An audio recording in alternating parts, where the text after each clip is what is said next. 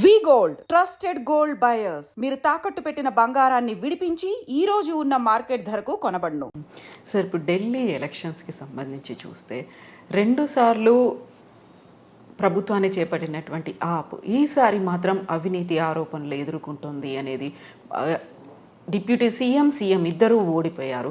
ఆ తర్వాత double engine సర్కార్ అని చెప్పినటువంటి బీజేపీ వచ్చింది ఆల్మోస్ట్ 21 years తర్వాత అనుకున్నది. ఆ ఎలక్షన్ రిజల్ట్స్ని మీరు ఎలా చూస్తున్నారు సార్? మొట్టమొదటి మనకి ఎన్నికల్లో గెలవగానే చాలా అద్భుతం జరిగిందనో ఓడగానే చాలా దారుణం జరిగిందనో మనకు అది నుంచి బయటపడాలి. 10 ఏళ్ళు పరిపాలన చేశాక ఏ ప్రభుత్వం అయినా కూడా ప్రజల్లో వ్యతిరేకత ఎదుర్కొంటుంది. మూడోసారి పరిపాలన రావడం చాలా కష్టం ప్రజాస్వామ్యంలో. మన మోదీ ప్రభుత్వం మూడోసారి రావడం చిన్న విషయం కాదు. మోదీ గారు తొందరపడి 400 సీట్లు వస్తాయని ఎక్కువ మాట్లాడేసరికి గెలుపుని ఓటమిగా మార్చుకున్నాడు ఆయన. మూడోసారి గెలవడం చాలా గొప్ప విషయం. కాబట్టి అది పెద్ద ఇంత మాత్రం చేత ఆపు నాశనం అయిందంటే అంత కరెక్ట్ కాదు. రెండు పార్టీలకి మధ్య తేడా, ఓట్ల తేడా చాలా కొద్దిగా 2% ఉంది. మన ఎన్నికల వ్యవస్థలో కొన్ని సందర్భాలు 2-3% ఓట్లు కూడా సీట్ల ఫలితాలు చాలా పెద్ద ఎత్తున మారుస్తుంది. కాబట్టి చాలా పెద్ద ఎత్తున పెనుకంపనాలు సృష్టించినట్టుగా అనిపిస్తుంది. అలా లేదు, 2% ఓట్ల తేడా ఇది. కాబట్టి మనం తొందరపడి ఇవాళ మాట అంటే రేపొద్దున వెనక్కి రాసి వస్తుంది, మళ్ళీ 6 నెలల తర్వాత, సంవత్సరం తర్వాత. అలా కాబట్టి కొంచెం ముందు చూపుతో వాస్తవాల ఆధారంగా మాట్లాడాలి. కాబట్టి ఆ పార్టీ పక్కన పెట్టండి. ప్రజాస్వామ్యంలో గెలిపోవటం సహజం. గెలిస్తే గొప్పవాళ్ళు కాదు, ఓడిపోతే ఇద్దరు మరుగులు కాదు.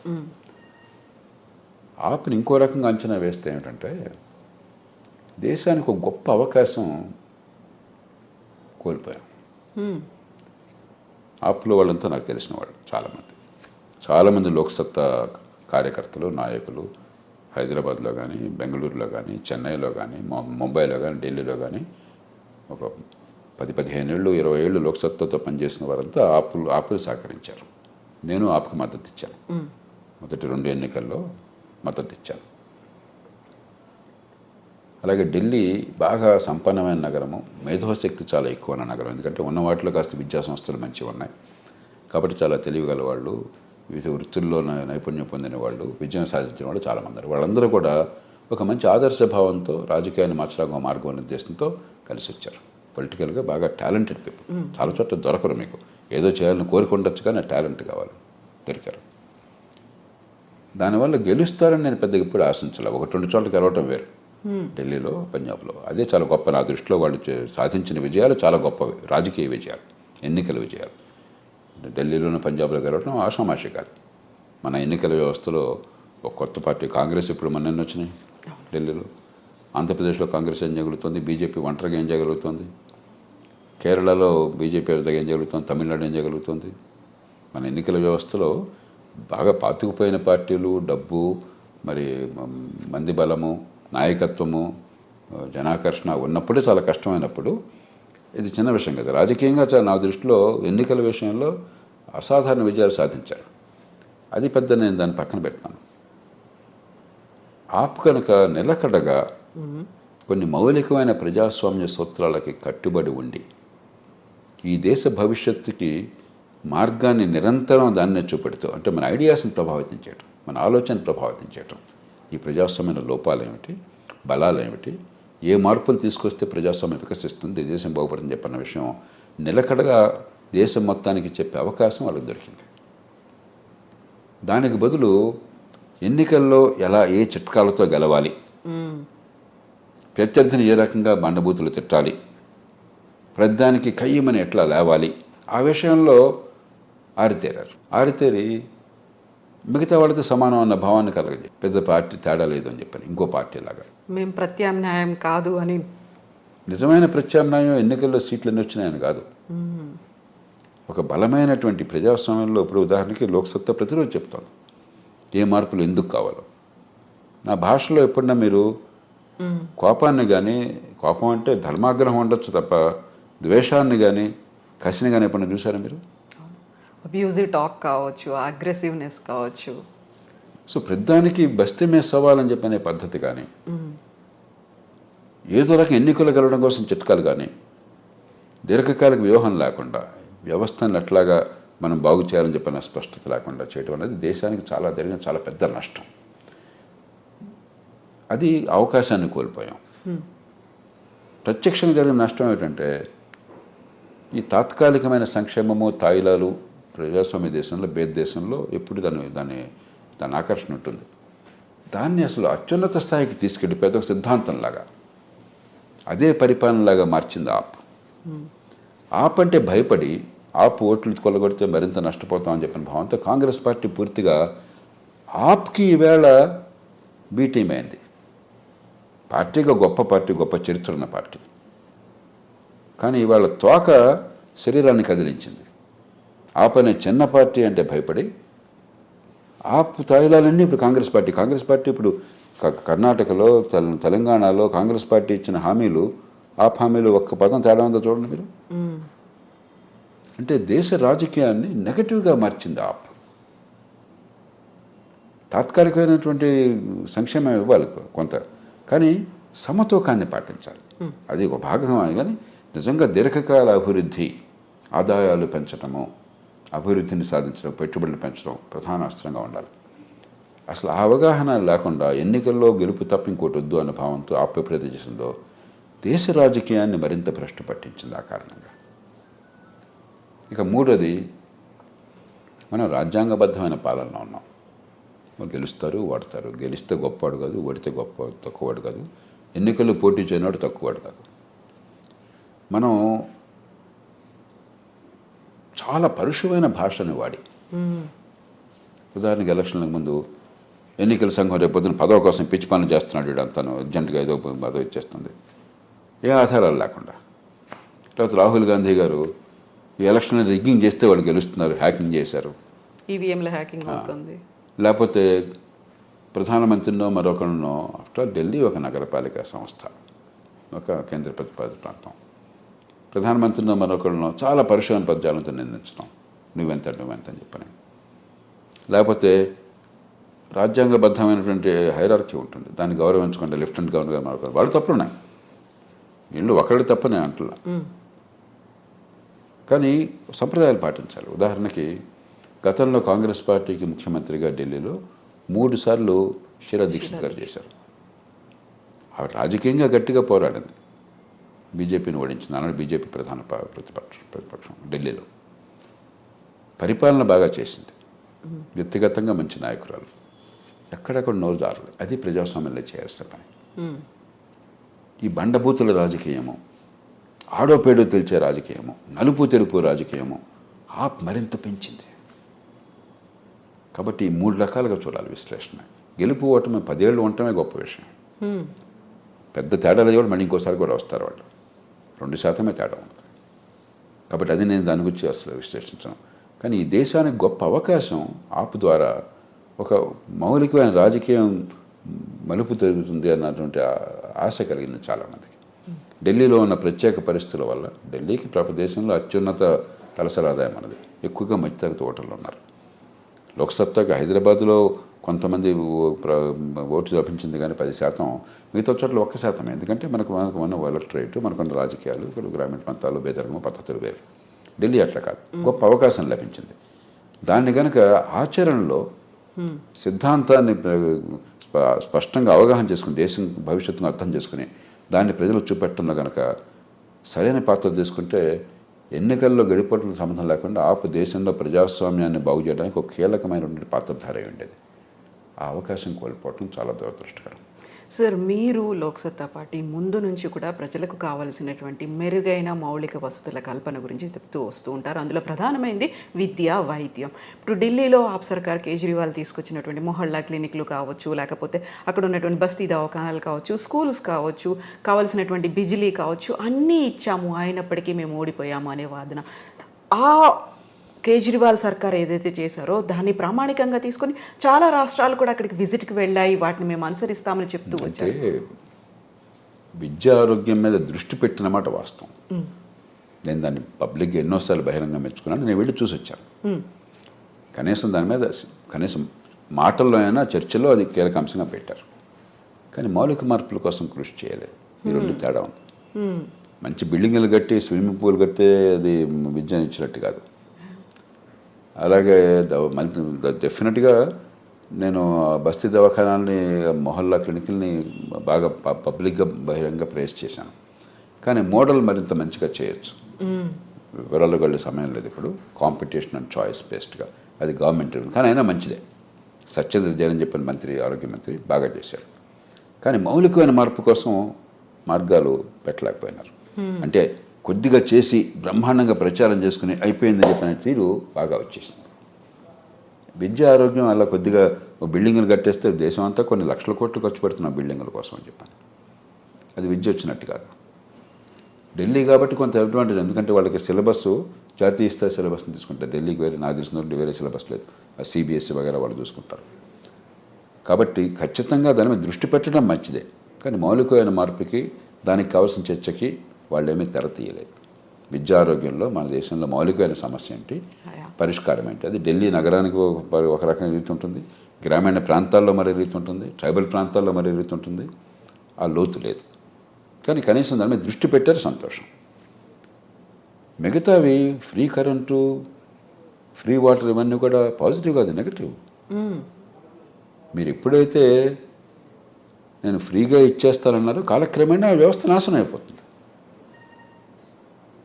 ఇప్పుడు మనం వసూలు చేసినప్పుడు కూడా పేదలకి తక్కువ రేటుకి ఇస్తున్నాం మనం, కానీ ఎంతో కొంత వసూలు చేస్తున్నాం. వస్తుంది అప్పుడు, ఏమండి బిల్లు కడుతున్నాం, కరెంట్ ఎందుకు సరిగా ఉండలేదు, ఏమండి నీళ్ళకి బిల్లు కడుతున్నాం, నీళ్ళు ఎందుకు రావట్లేదు, క్వశ్చనింగ్ అనేది మొదలవుతుంది. మీకు యూజర్ ఫీజు రికవర్ చేయకపోయినట్టయితే ఢిల్లీ వేరు. ఢిల్లీ ఏంటంటే దేశంలో అత్యంత సంపన్నమైన నగరం కాబట్టి ప్రభుత్వానికి ఎప్పుడూ ఢిల్లీలో మిగులు ఉంటుంది, ఆదాయం ఎక్కువ, ఖర్చు తక్కువ. హైదరాబాద్నే సపరేట్గా రాష్ట్రంగా చేశారనుకోండి, ఊహించండి మీరు, హైదరాబాద్ రాష్ట్రమైంది లేదా కేంద్ర ప్రభుత్వం, దాన్ని పరిపాలించడం నల్లేరు మీద నడక. మిగులంతా ఇక్కడ ఉంది, డబ్బన్నీ ఇక్కడ ఉన్నాయి, ఖర్చు తక్కువ, డబ్బులు ఎక్కువ, అన్నీ ఫ్రీగా ఇచ్చేయచ్చు. అది పరిపాలన ఎట్లా అవుతుంది? అది పరిపాలన ఎట్లా అవుతుంది? కాబట్టి అయినా అవి అందడం వల్ల బేదల ఓట్లు పడతాయి కాబట్టి వాళ్ళు ఇంత శాతం ఓట్లు ఉన్నాయి. ఇప్పటికి కూడా నాకు అర్థమైనంత వరకు బేదల ఓట్లు అత్యధికంగా ఆప్ చేతుల్లోనే ఉన్నాయి. మధ్యతరగతి వర్గాలే దూరమైనారు. ఢిల్లీలో బేదలు ఉన్నారు గణనీయంగా, కానీ మధ్యతరగతి వర్గాలు ఇంకా ఎక్కువ ఉన్నారు కాబట్టి బీజేపీ నెక్కింది. కానీ తాత్కాలికంగా బేదల ఓట్ల కోసం పేదరికాన్ని తొలగించకుండా తాయిలాలతో దేశాన్ని మార్చలేరు. పంజాబ్ ఇది కోలుకోలేని పరిస్థితిలో ఉండదు. ఢిల్లీ ఆ ఇబ్బంది ఉండదు, మహానగరం కాబట్టి వనరులు పుష్కలంగా ఉంటాయి కాబట్టి. అంచేత ఆ మోడల్ని కూడా విశ్లేషించడం చాలా లోతుగా విశ్లేషించాలి. ఒక ప్రాంతీయ పార్టీ, ఒక కేంద్ర పాలిత ప్రాంతంలో కూడా దాంతోపాటుగా ఒక రాష్ట్రంలో ప్రభుత్వాన్ని చేపట్టింది. ప్రధానమంత్రి నరేంద్ర మోదీకి గట్టి పోటీ అంటే అరవింద్ కేజ్రీవాల్ ఇస్తారు. ప్రధాని క్యాండిడేట్గా కూడా ఆయన్ని ప్రేస్ చేశారు, ప్రచారంలో ఉన్నారు. కంబ్యాక్ అనేది ఎలా ఉండొచ్చు సార్? ప్రధాని క్యాండిడేట్గా లేకపోతే దేశాంత విస్తరించడం అనేది ఒట్టి మాట. మన ఎన్నికల వ్యవస్థలో ఇప్పటికి వాళ్ళు సాధించిందే మహాద్భుతం. ఢిల్లీ కేంద్రపాలిత ప్రాంతంలోనూ, పంజాబ్ రాష్ట్రంలోనూ, 2 రాష్ట్రాల్లో ఒక పార్టీ అంత విజయాన్ని సాధించడం అనేది గొప్ప విజయం. అంతకుమించి విస్తరించడం దాదాపు అసాధ్యం. మన ఎన్నికల వ్యవస్థ దాన్ని ఒప్పుకోదు. ఇప్పుడు బీజేపీ 3వ పార్టీ కొనచోట ఏం చేస్తున్నారు, కాంగ్రెస్ 3వ పార్టీ కొనచోట ఏం చేస్తున్నారు, అంతకంటే పెద్ద పార్టీలు ఇవన్నీ. మన ఎన్నికల వ్యవస్థలో 3వ పార్టీకి మనగడ లేదు. కాబట్టి అది ఏనాడు మీ దాన్ని బట్టి మీరు అంచనా వేయకూడదు. కాబట్టి ప్రధానమంత్రి పదవి ఈ ఢిల్లీ చుట్టూ ఉంది కాబట్టి ప్రచారం అంతా అది తల పొరపాటు. అది మినహాయిస్తే ఖచ్చితంగా ఢిల్లీలో వాళ్ళు ఉనికి కొనసాగుతుంది. పంజాబ్లో నేను చెప్పలేను, ఎందుకంటే పంజాబ్ మరీ అధ్వాన్నంగా ఉంది పరిపాలన. ఆర్థికంగా పూర్తిగా పతనం అవుతుంది. ఢిల్లీలో ఆర్థిక పతనం ఉండదు, ఢిల్లీకి ఉన్న నగర సంపద వల్ల. కాబట్టి ఢిల్లీలో ఖచ్చితంగా రాజకీయంలో ఆ పాత్ర ఉంటుంది. దేశవ్యాప్తంగా రాజకీయంగా ఆ పాత్ర సాధ్యం కాదు. అది ఊరికే, ఉదాహరణకి వారు కర్ణాటకలో పోటీ చేసినప్పుడు లోక్సత్తాకు వచ్చిన ఓట్లలో 5వ వంతు వచ్చినాయి. చాలామంది అది గమనించాల. ఎక్కువ తక్కువ అని కాదు, సాధ్యం కాదు. అక్కడ జరగటమే గొప్ప అద్భుతం. అంతే అన్ని చోట్ల జరుగుతున్న చాలా పొరపాటు. కానీ ఢిల్లీలో నేను అనుకోవటం వారి ప్రభావం కొనసాగుతుంది. పంజాబ్లో ఇంకో కొంతకాలం పోతే కానీ కొనసాగుతున్నారైతే తెలియదు ప్రభావం. ఎందుకంటే ఆర్థికంగా రాష్ట్రం పతనం అంచనా ఉన్నది ఆప్ విధానాల వల్ల. అంతకుముందు కూడా దుష్పరిపాలన వల్ల రాష్ట్రాన్ని తగలబెట్టేశారు, గొప్ప రాష్ట్రాన్ని. కాబట్టి పంజాబ్ రాజకీయం ఎట్లా మరి దొరుకుతుందో ఇప్పుడు అంచనా వేయడం కష్టం. ఢిల్లీలో మాత్రం ఆప్ని మీరు తక్కువగా అంచనా వేయకూడదు. ఓటు దాదాపు సమానంగా వచ్చింది. సో అవినీతికి వ్యతిరేకంగా పోరాటం చేసినటువంటి ఆమ్ ఆద్మీ పార్టీ అదే అవినీతి ఆరోపణలతో ఈసారి ప్రభుత్వాన్ని కోల్పోయింది అనేది, ఆ అవినీతి మచ్చని తుడుచుకునే ప్రయత్నం ఇప్పుడు చేయగలుగుతుందంటారా? గెలుపు మాత్రమే కావాలి, ఎట్లయినా గెలవాలి అనుకున్నప్పుడు మీరు దాని నుంచి బయటపడడం కష్టం. నేను చిన్న ఉదాహరణ చెప్తాను, ఇప్పుడు ఇంతవరకు చెప్పలేను. ఎల్లారెడ్డి నియోజకవర్గంలో రామరెడ్డి అని ఒక సోదరుడు బ్రహ్మాండంగా లోక్సత్తా తరపున ప్రతి గ్రామంలో ఒక 3-4 ఏళ్ల పాటు బ్రహ్మాండంగా పనిచేశారు. ప్రతి ఊళ్ళో శాఖలు, మంచి ఉద్యమం, పార్టీ నిర్మాణంతో జరిగింది. గ్యారంటీగా గెలిచి సీటు ఒకటి అనుకున్నాం, ప్రచారం కానీ మన నిబద్ధత కానీ. ఎలక్షన్లు 15 రోజుల ముందు దగ్గరికి వచ్చారు. సరే, లోక్సత్తా అంటే అభిమానం ఉంది ఓటర్లందరికీ ప్రతి ఊళ్ళో కూడా. కానీ వాళ్ళ పరిస్థితులు ఎంతో కొంత డబ్బు ఇవ్వకుండా ఓటేసే పరిస్థితి లేదు. అవతల 500 వెయ్యి ఇస్తున్నారు. మీరు అనుమతిస్తే 50 రూపాయలు మనం ఇస్తే సరిపోతుంది. ఒక 50 చాలు. 50 వాడు 500కు సమానం జనం. కానీ 50 కూడా ఇవ్వకపోతే మాత్రం మిమ్మల్ని పట్టించుకోరు. 50 రూపాయలు ఇవ్వడానికి అనుమతిస్తే నేను ఆ సీటు మీ పాదాల దగ్గర పెడతాను, లేకపోతే ఓడిపోయినట్టే అన్నాడు. నేను క్షణం ఆలోచించుకున్నారా, పోనీ ఇండియా సీట్ అన్నాను. కళ్ళనీళ్ళు పెట్టుకున్నాడు తను. ఒక క్షణం ఆలోచించండి, సీటు పోనీయండి అన్నాను. ఎందుకంటే మనం ఎలా గెలిపే ముఖ్యమో, ఎట్లయినా నేను గెలవాల్సిందే అని మొదలెట్టామనుకోండి, 50తోనే మొదలవుతుంది. కానీ కోట్లు ఖర్చు పెట్టాక అవినీతి లేకుండా పరిపాలన ఉంటుంది అనుకోవటం మనం మూర్ఖత్వం. వ్యక్తులు నీతివంతంగా ఉండొచ్చు. మన్మోహన్ సింగ్ నిష్కలంక దేశభక్తులైన, ఏ రకమైన మచ్చలేని వ్యక్తిగత నిజాయితీపరుడు.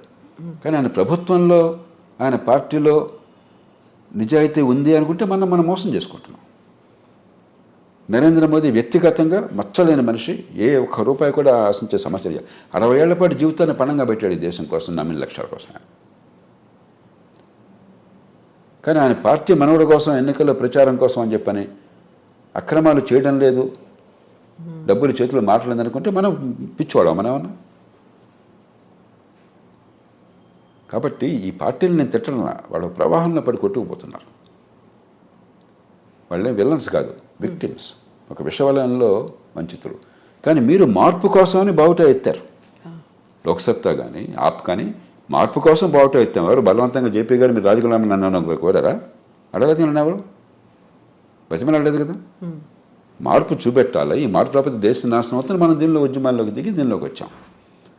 మరి నేను మార్పుని చేతల్లో చూపెట్టకపోతే, నేను కూడా గెలుపు అనేటువంటి దానికి లొంగిపోయి ఎట్లా కొట్టి గెలుపు వస్తే చాలు, ఏమైనా పర్లేదు నేను అనుకున్నట్టయితే, ఇంకా నేను కూడా సమస్యలో భాగమే కదా.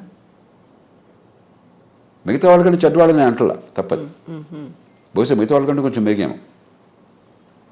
నాకు వాస్తవాలు తెలియదు కాబట్టి నేను ఎక్కువ మాట్లాడినాం. మిగతా వాళ్ళకంటే కొంచెం మెరుగాము డబ్బుల విషయంలో. కానీ దీనిలో ఒక సగం పాతివ్రత్యం సగం ఉండదు. చిన్న చిన్న సాంకేతికమైన పొరపాట్లు జరగడం వేరు, మౌలికంగా అవినీతిలో, డబ్బుల పంపిణీలో, అక్రమాల్లో భాగస్వాములు కావటం వేరు.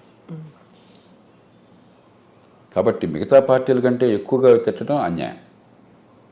కానీ దాని వ్యవస్థని మార్చడానికి ఒక మార్గాన్ని చూపెట్టే అవకాశం దీనివల్ల కొంతైనా వచ్చింది కదా. దోహదం చేసే బదులు సమస్యలో భాగమైనారే. రేపొద్దున ఇంకోళ్ళ ప్రయత్నం చేసినా కూడా ప్రజలు దాన్ని పట్టించుకోరే. అంతే కదా. చూసామయ్యా, అదొకటి చూసాం. ఇప్పుడు ఆప్కి రేపొద్దున ఢిల్లీ అసెంబ్లీలోనో పంజాబ్లోనో సీట్లు వస్తేనే అసలు దాని నుంచి పట్టించుకునేది. అది లేదనుకోండి, ఆప్ మాట ఎవరో పట్టించు. ఎందుకంటే ఆ విశ్వసనీయత కోల్పోయారు. ఇవాళ లోక్సత్తాకి ఒక్క సీటు లేదు, ఒక్క ఓటు లేదు, మానేసాం, అంతా బయటకు వచ్చేసాం. కానీ లక్షల మంది ఈ దేశంలో వింటున్నారు. విశ్వసనీయత పోలా, నిలకడ పోలా, దేశ ప్రయోజనాలను కాపాడే విషయంలో స్పష్టమైన అవగాహన పోలా. దాన్ని కాపాడుకోలేకపోతే ఓట్లు వచ్చిన కాలం రాజకీయంగా రెలవెంట్గా ఉంటారు. ఏముంది, ముక్కు మొహం తెలియని వాడు కూడా కార్పొరేటర్ అయితే రెలవెంట్గా కనిపిస్తాడు 2 రోజులు. ఆ తర్వాత ఎవరు పట్టించుకోరు, ఎవరు అంటూ కూడా తెలియదు మనకి. అది ఉపయోగం ఏంటి? పదవే పరమార్థం అనుకుంటేట్లాగా దేశంలో ప్రజాస్వామ్యం ఏమవుతుంది, ప్రజల భవిష్యత్తు ఏమవుతుంది, పరిపాలన ఏమవుతుంది, అది కదా పరమార్థం.